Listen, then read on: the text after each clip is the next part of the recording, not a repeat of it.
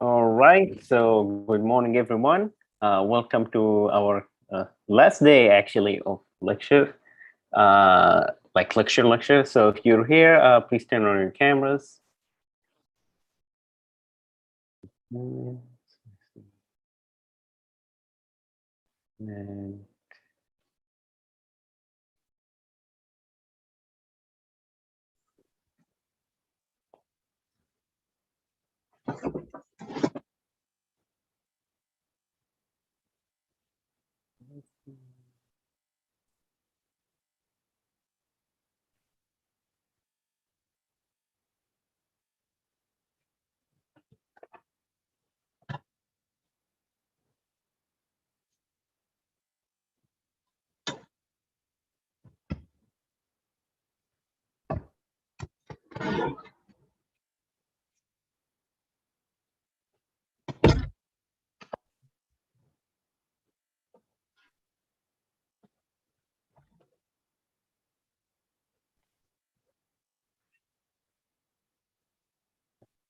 all right, so I'll start.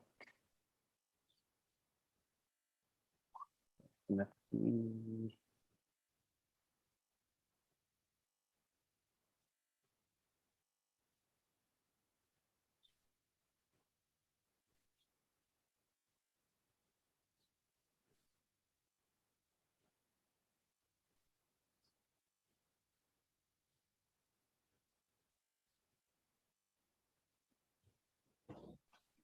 Okay, so last time we wrapped up by talking about ecological validity, and we mentioned that it's the difference between, so because we're doing experiment, right? And if you're doing experiments, the whole point of experimentation is that you're claiming that you can prove or demonstrate causality, that if one phenomenon is caused by another phenomenon or another factor in your experiment, that should explain and predict behavior in the real world, right? Because otherwise, if there's no relationship between the experimentation and the real world, it has no validity, or it has no value it has no explanatory value, right? And so the thing is, however, because we have the issue of control in the experiments, uh, so we want to increase internal validity, right? You control for all of the confounds and intervening variables, as we mentioned. You might then get into the territory of invalidating ecological validity. That is to say that the environment they love is too different from the environment of the real world, right? So I mentioned an example of advertising, and one problem with advertising research, for instance, that yeah, you bring in people, even online, by the way, you tell them to watch a bunch of commercials and then try to test the effects. Just the mindset of people watching commercials uh, in an experiment is different than the mindset when they watch commercials casually. So, for instance, they would be paying more attention because that's like there's a Hawthorne effect as well, because they know someone is testing. The commercial might not look the same as the way they see it on TV rather than on a computer screen, or even if you're doing experiments, for instance, on social media effects. So you would, let's say, make people look at screenshots. So looking at screenshots of social media is different than actually being on social media and interacting with the content. So those things change. So sometimes those changes, like those differences, are minimal, and you could argue that by if conducting multiple experiments, you can show that ecological validity was not an issue. Or like if the context, but if the context of the behavior is sensitive, that could be an issue, right? So like with gaming, for instance, if you're looking at gaming behavior, and if someone is playing with those, so this is like a VR device, but like there's like experiments in which you would have like a electromagnetic brain scanner while you're playing, right? To see which part of the brain are like firing up electricity. You can then ask, to what extent would that affect the gaming experience itself, right? So the idea is you try to balance between the need to control and to assess and to control for confounds that have internal validity and ecological validity. Some like few things you could do, and this is something you can think about when you propose an experiment, is like you make the things, as I said, as similar as possible to the real thing. So this is actually from like some sort of experimentation we've had. So if we're doing like, let's say, Instagram research, and the test was on, let's say, product placement, you would include, you see here, like some content that is irrelevant to product placement. It's a picture of a beach, like or like a palm tree, and then here like a person on a beach. And then you could see 3 pictures with like an influencer's just holding like her, like showing the bag that she's wearing, right? So this sort of like makes the things look more real. And I tried like, there's some programming involved, not really programming, but there's like some templates you can download online in which people could actually click on the images, and then it would be an interactive content. So like HTML instead of like a screenshot. So that increases ecological validity. So we then finally, yeah, that's the point I wanted to. Then we wanted to, this is something, and this is the last thing we're going to talk about about experiments, which is about internal and external validity. So we're saying the whole idea is that we want to generalize the findings to like general hypothesis. So the findings are not only about this group, it's about human communication behavior in general. But if we already know that almost all experiments cannot really use fully random sample, and we explain that why a true random is hard, like true random, like each individual population has an equal chance of being included, which, as you know, might not be accessible. So the aim of experiments then is not, and this is a key point, is not to establish sample to population generalizability. And that's the key difference, right? So in survey research, right, you want to know if people, like in political communication, you want to know if people find this candidate appealing or unappealing. And those percentages matter, right? Because it's public opinion research. So if 60% like the candidate and 40% dislike, you want that to be as close as possible to the population. Because that's the whole point, because you want to measure the parameters of where the population is at, so you could change, right? Like your advertising strategy, your campaign strategy, whatever.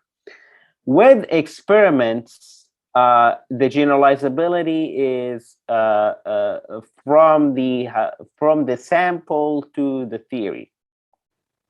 So in other words, if you have at least a somewhat diverse sample, and you had random assignment, and that's the key, like that's how experiments could get away with having non-fully random samples, is you have random assignment. And do you remember what random assignment is versus self-selection? Does anyone remember? So in groups, in experiments, do you pick your own group or do you get assigned to a group? You get us like assigned, random assignment. So that's random assignment. So the researcher doesn't select, and the participants do not select which group they belong to. It will just be like a random, like through like a computer, right? Like a randomly, you would be in group A or group B, or like a draw from like a hat or something, if we're doing it the old school way. So yeah, right. So there is no systemic way of, there's no like systematic bias of assorting like participant to one condition versus the other. And so any differences are then explained due to the condition stimuli themselves rather than to the population characteristics, right? And so we then say we can generalize the findings from the sample to the theory. And let me give an example. Like this is a clear example of how the two are different. Suppose, then I mentioned this some last time. Suppose study is testing how people under hunger respond to two types of food advertisement. One is, so the first condition emphasizing taste. The second condition is nutritional value, right? And the theory is hunger leads to like craving good taste, which then lead better response to taste-centered messages. If you're really, really hungry, you start thinking less about the health benefit or the nutritional value, and just think about something that satisfy your like hunger and taste buds, right? So you start to think about sugary stuff, salty stuff, fatty stuff, etc., etc. So here in this experiment, regardless of what the majority preferred, what we want to see, what we want to test is actually this theory right here, this hypothesis. So regardless of what the majority preferred, we want to generalize that hunger affects human choice, right? That's the thing we are testing. So assume, for instance, just for example, that actually people were split, the general, like the whole participants were split. So 50% liked the nutritional value messages and 50% liked the taste messages, and the same for like people who don't like. So the percentages were the same, 50-50 for each condition, right? But so regardless of that, were people who were under hunger had better response to taste.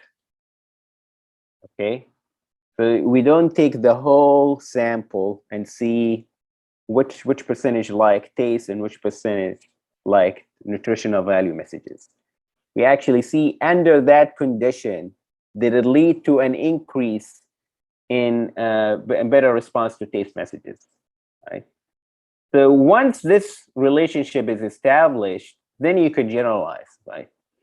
So it could be in the real world, to simplify this even more, people respond better to nutritional value messages. Could be, right? But the issue here, if they are under hunger, they would better respond to taste-centered messages, okay? And here you're getting rid of the issue of sample to population generalizability, because regardless of what majority or minority of the population likes, we're just showing here, like under those conditions, we are predicting what's going to happen. Okay, so that's the issue with like when you have about like experiment. Yes, Jared. Yeah. So, can you generalize about how you can't? Can you generalize about nutritional value though? You can't like. Can you say anything about nutritional value, because aren't you just testing hunger and better response to taste? So like you could only generalize about that relationship. This is a very good question. So the answer is the last thing you said. It's right. So this right here is we can only generalize about like hunger, right? So it could be, for instance, that under hunger, people will respond similarly to nutritional value messages, whether they're hungry or not hungry. But when they are hungry, they respond better to taste-centered messages, right? That could be it. But yeah, the way I framed it here, this is only about hunger. You can have another hypothesis about nutritional value, right? Yeah, that's a good one. Let me give you another example, right? So we mentioned like video games and aggressive behavior a lot, right, as an example. So suppose, and don't think about confounds now. Suppose we did like a very large experiments. And so we found that most people who play violent video games, the majority of them did not express later aggressive thoughts or demonstrated aggressive behavior, right? So the majority still, they played violent video games and did not show any aggressive behavior. But when we compare people who played violent video games to people who played non-violent video games, we actually saw like a little uptake. So if in the non-violent condition, only 2%, or if in the control condition, only 2% showed aggressive behavior, in the violent video game condition, it became like 4%, right? So it's still a minority, right? It's still 4% to 96.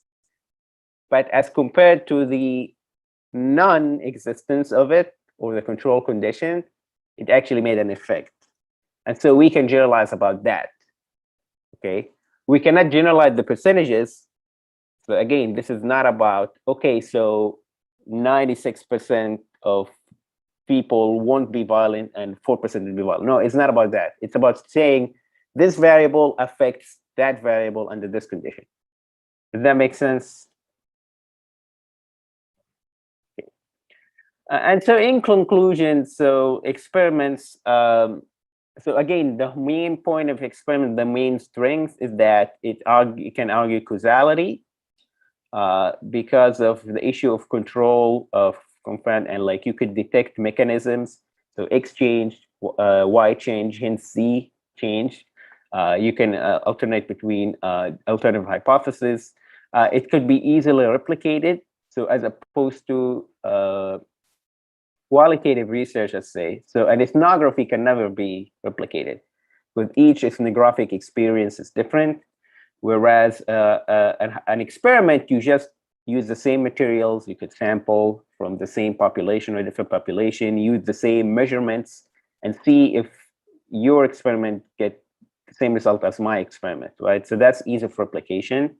And the rigor of experimentation and actually quantitative analysis. So that's a major typo. Like it's actually quantitative analysis. Okay, yeah, that's right. Okay. So yeah, like quantitative analysis is that like it's all statistic and it's not based on impressions. Is that you can statistically demonstrate if things are statistically different or similar. And some weaknesses, as we say, controlling variables is really, really hard if you think of it. So if you're doing anything that is complex, video games, for instance, well, what type of video games you control for the genre, you control for the gaming experience, you control for the level of difficulty, you control for the character, you control for the visual richness, etc., etc. So you could go down the hole of trying to, you would need to, in order to really prove something, you would need multiple experiments, and each one trying to control for different compounds. So that's challenging. Also challenging is that if the stimuli materials actually represent the thing you're talking about. So like as we mentioned, you're talking about influencers and brands. Well, how many influencers are you going to use and how many brands? But if we use 3 fashion influencers, do they represent how people react to all fashion influencers or most fashion influencers? So that's an issue. Like you need to demonstrate that people perceive it as such, right? And finally, we talked about ecological validity that what happened in the lab, stay in the lab. Yes, Jared.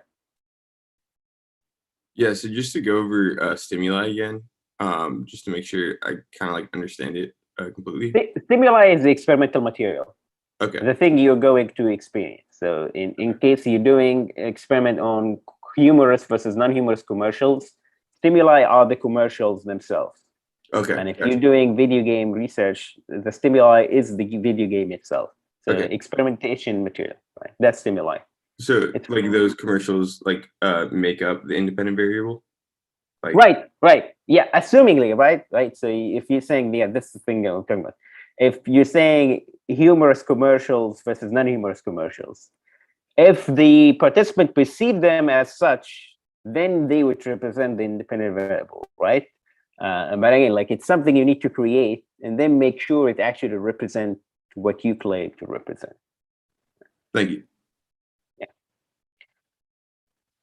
So that's the first part. Any questions about experiments?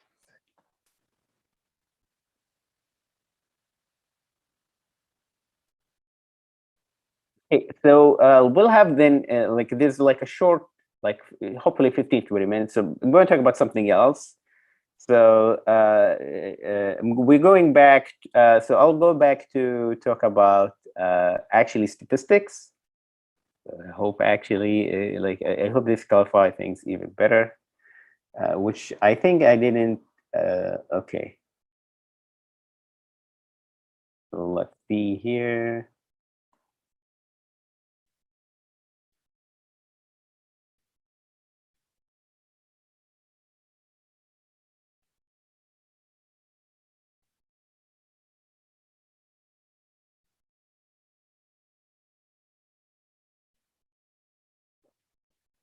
Right. So I want to talk more about what significant difference is and how we actually do fix it.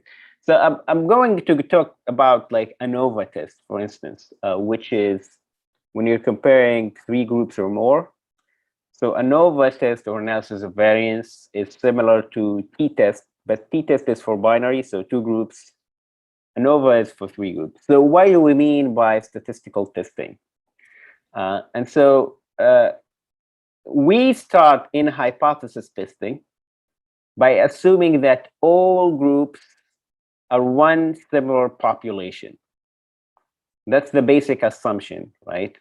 So three conditions or three groups playing three different video games. So the default position is all of these groups are equal in terms of like how they relate to the dependent variable, right? Because before we could prove anything, right? So if we imagine like it's playing sport games and action games and let's say puzzle games, okay? We would assume all of those three because you haven't supported your hypothesis yet. So the default position, they're all three in all variables. All of them are all equal in all variables. That's what we mean they are all from the same population, that there is no significant difference between them. Then you propose a hypothesis saying, actually, those three groups will be different, right? So you're saying the type of game will affect emotional intelligence or emotional engagement, right?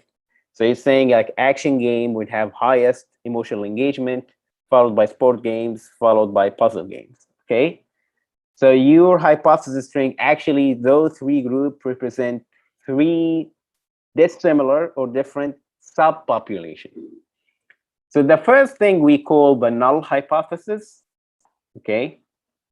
The null hypothesis saying all of them are the same population. The alternative hypothesis says all of them are different. How do we know statistically then which, if the null hypothesis is true or not? So the ANOVA test measure or show if the group mean scores or mean values or average values of each group, if they fall within the confidence interval of the other group or outside.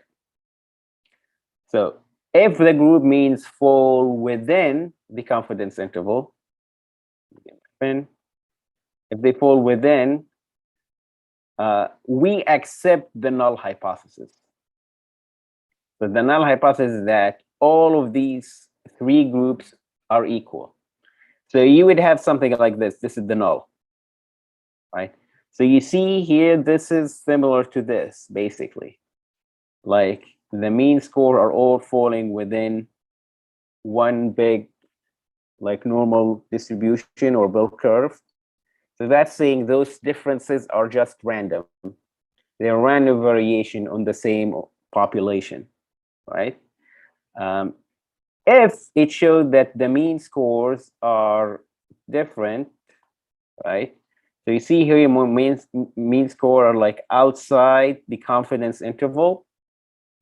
That means those 3 represents 3 different subpopulations, right? In other words, in the example I gave, so the group with action games had a different distribution than the group of sport games and a different distribution than a group of puzzle games. So they represent 3 distinct subpopulations in relationship to that dependent variable, right? So when we say population and subpopulation, we're talking statistically here. So even if technically they are all from San Diego or all from United States, we're not talking about that population. We're talking population in statistical sense. That is a cohesive group that shares similar characteristics, right? And if one group demonstrated different characteristics in extreme values, so beyond the realm of normal distribution, we would call it different subpopulation, right? Or a different population, right? So that's hypothesis testing. It's not about, so the overlap is not about the overlap of the confidence intervals, it's the overlap of the mean score to the confidence interval. So I've seen some people that activity number 5 were confused about that, right? Like, I'm gonna skip this part. So let me show you. So this is an example. So this was an experiment about intention to donate. Okay, and the researcher had two conditions and 2 genders. And so one was, it would be like you would see a social cause advertisement associated with a purchase, and then one you would just it's just like a social cause, right? So association or no association, right? So like if you're buying something, let's say supermarket, and then we tell you, could you be willing to donate $1 in addition to the purchase, right? Versus if there's no association at the purchase, they just ask you independently. So that's what the experimenter did. And another factor was gender. So they will end up with 4 groups. So male, charity association with purchase; male, no charity association with purchase; female, charity association with purchase; female, no charity association with purchase, right? So the dependent variable was just willing to donate, like a gift card from ranging from 1 to 100. Here, how you read those numbers. So there was a main effect of gender. So here, they would let you know what the p-value is. So it's significant at at 2%, which means it fall at the 98th percentile, because a full spectrum is 100, and so 2% is like 98th percentile, right? So it fell outside where 98% of the cases fall, or 3 standard errors, as we say. And then this is the mean score. For female, it was 48% of the gift card. So that's around $48.73. Then men. So men got around $44. So it was $48.7 versus 44, let's say, let's round it up, $44, right? So you see here the numbers, right? You might think they're not big, so it's around $4.50 or $4 even and a quarter. But the issue is the distributions, right, of the 2 groups. So the mean score, this one, fell outside the confidence interval of the other group. Hence, they are statistically significant, all right? And then also a main effect of conditions, so charity association versus non-charity association. And then they gave what the mean score is, right?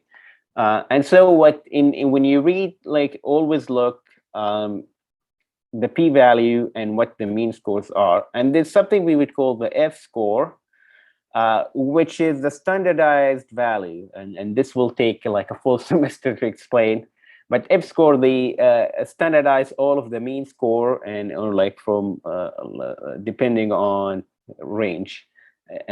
So it's it's reported, but you don't need to deal with it at this point of your educational phase.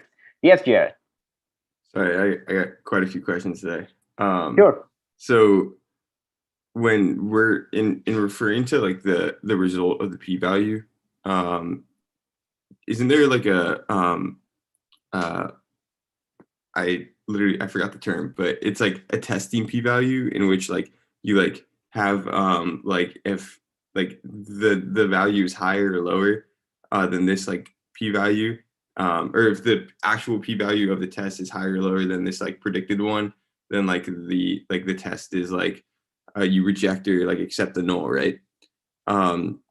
So how do we know what like whether or not do they just state like whether or not that there is a relationship between like gender and like the charity, or like how does that relationship work? Yeah, so you're actually talking about two things here. So the first thing is, one is actually based on choice by the researcher, and the other is actually based on the numbers you have. So there is something you choose, what is the, we call it the significance level, or like what p-value you're looking for. And those are basically based on choice. So you can usually, conventionally, it's usually either 95%, 99%, or 99.9%, or 99.99 as a matter of fact.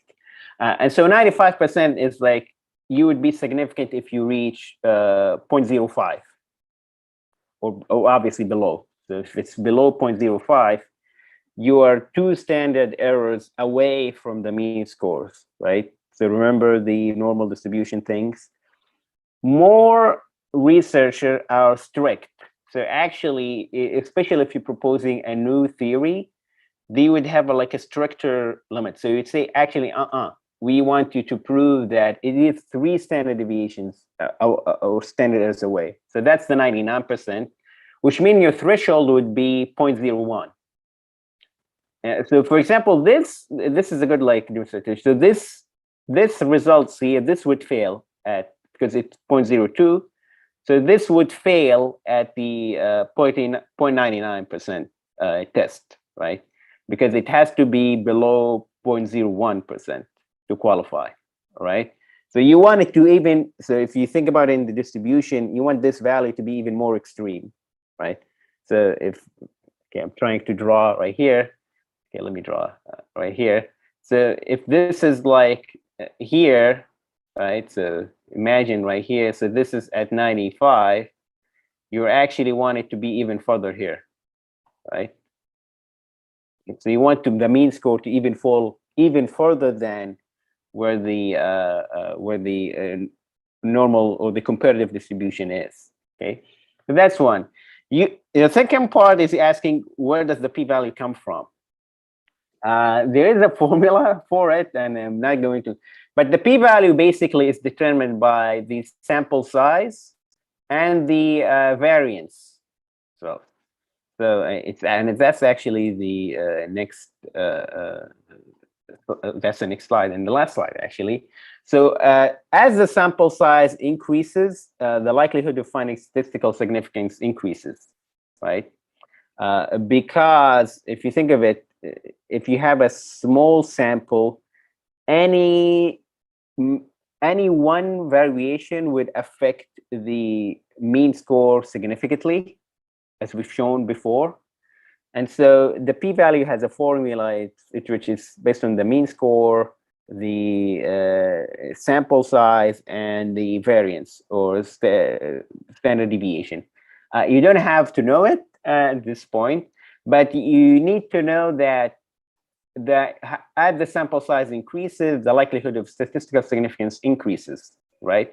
Because you would get then a clearer pictures of the changes in each group are due to small, what do you call it, extreme values, or as we say, small outliers changing the average, or it's actually due to the, the general trend in each group.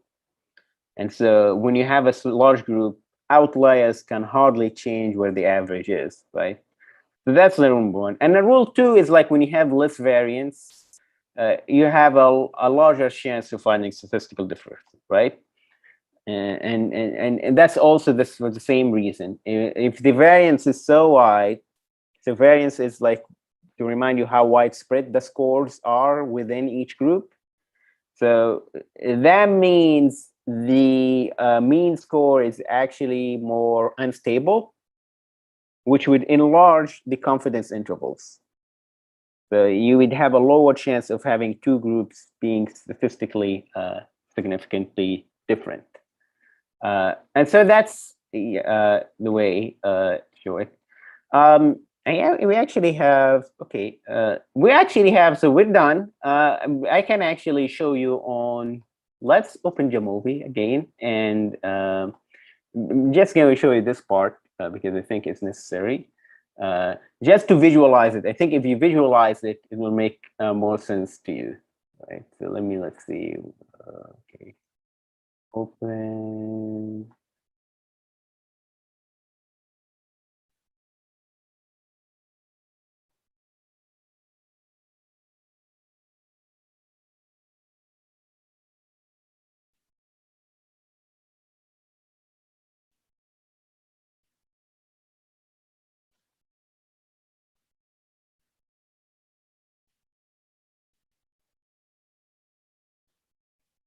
Okay, let me share.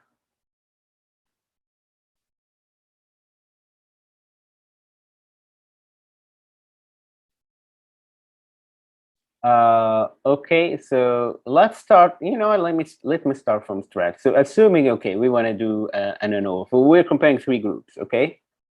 So let's say do one-way ANOVA. So this is the data for activity number 5, by the way. And let me actually retry.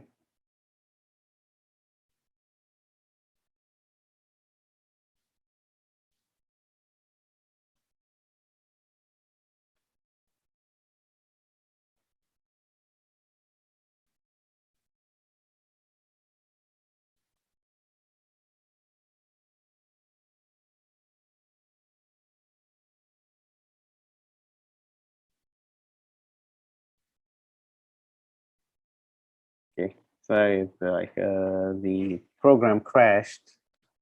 Okay, here we go. All right, so let's do ANOVA one-way. Okay, so we want to see, let's say, for instance, the one I had, if let's say income level right here has an effect on, let's do, okay, need for exclusiveness, all right? Okay, let's pick this one. And we can do another one. We can do 2 tests, and then let's say luxury purchase frequency. Okay, so those are 2 tests, right? So let me click on descriptive table and descriptive plots, which explain the point. So here, what the table is showing you. So the F score is like a standardized score to adjust for different scales. It will take a really long time to explain what the F score comes from. But what you need to look at is the p-value. And you see here, Jared, this is below 0.001%. So this means, or 0.001, which is like 0.1%. And so this is significance at the 99.9 level, right? And what it shows right here, if you scroll down to the plot, and if you look at group 3, these are the blue line, that's the confidence interval, and this small dot in the middle, that's the mean score. So it shows here that the mean score of group 3 is way, way, way far from the confidence interval of group 2 and confidence interval of group 1. Hence, you see how the p-score is really low. It's below 0.001%. And it would actually be 0.0000 something, right? But so you see here, you see the, let me actually see here how far it is, right? So this is at like 99.9 or even below that, right? So yeah, it's at the really tail end of the. So yeah, this group is statistically different than those two groups, right? Hence, the overall test was statistically different. Okay, so that's like one example. Let's see. Let me actually erase this. Let's look at another test as well. So if we let's do the mouse. So this is here luxury purchase frequency, and so we're seeing if the income level affect luxury purchase frequency. And as you see here now, all the three groups are different from one another, right? And so, for instance, yeah. So here you see the mean. This is the mean score. Let me draw.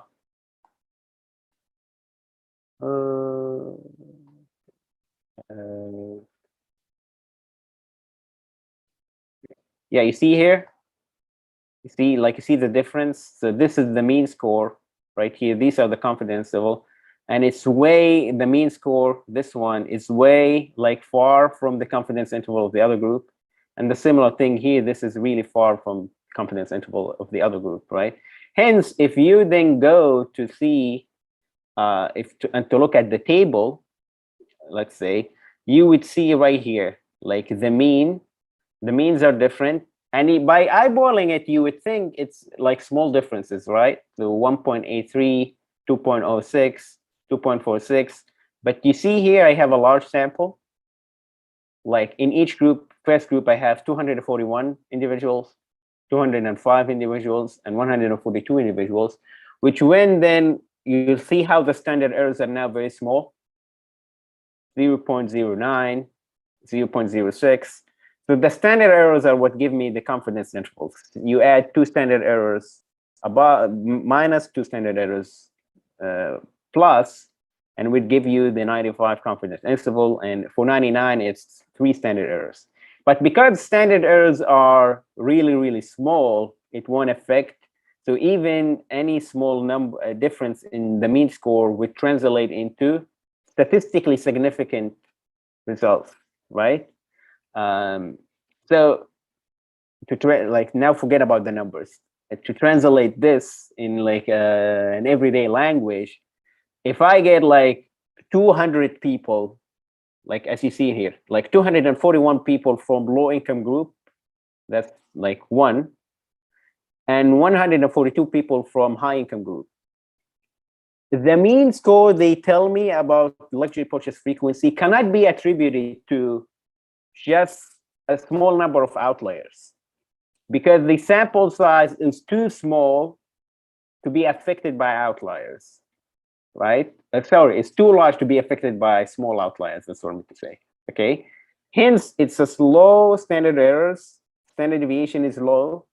They are all scoring around a similar number, right? So like if number one, they're telling me, okay, yeah, the luxury purchase frequency is like 1 every 5 weeks, and the high income group all tell me 1 for the three groups. Yeah, the distributions show that. This is not due to small number of outliers. This is consistently, right? Because we have a large sample size, and all of them like scored, right? They clustered on those different scores, right? Small confidence, very narrow confidence intervals, and statistical difference between the mean score that we can detect. Hence, we say those are statistically different. So I hope that helped, or maybe made you more confused. I don't know, but that's what I mean by something that's statistically different. We don't compare just the raw mean scores. We compare the distributions of the group along with the mean score. And if the distributions are different, the groups are different statistically. So that's it for today. I might add also, I will add another video in which you would have a quiz about statistics, just to make sure. So I'll make something about what we would call false negative and false positive. It would be like a small fun exercise, I hope, and it will demonstrate the value of hypothesis testing. Do you have any questions? I have a quick question for you, Professor. Sure, Ray. Will we be required to use Jamovi for our final? Like, are there going to be questions on that? So you're not required to use it, but there will be a couple of questions that are going to show you an example like what I just showed you. Like it would show you, let's say, a graph and a mean score, and it would ask you if it's statistically significant or not. But you would do no calculations on your by yourself, if that answers your question. So you will not do any calculations, but at least you understand the results when they are presented to you. Okay, perfect. Thank you. Yeah. And by the way, Monday would be a review guide day, exam review day. So I'll upload the review guide, and Monday will be open day. So you can come and then ask questions, and then I'll go over the review guide. Cool. Thank you all for the semester, and wish you the best of luck for the final exam and the final group. Let me know if you need any help with the final group project, and you have time. I think like you have a week or like 10 or 12 days to finish it. So good luck everyone, and take care.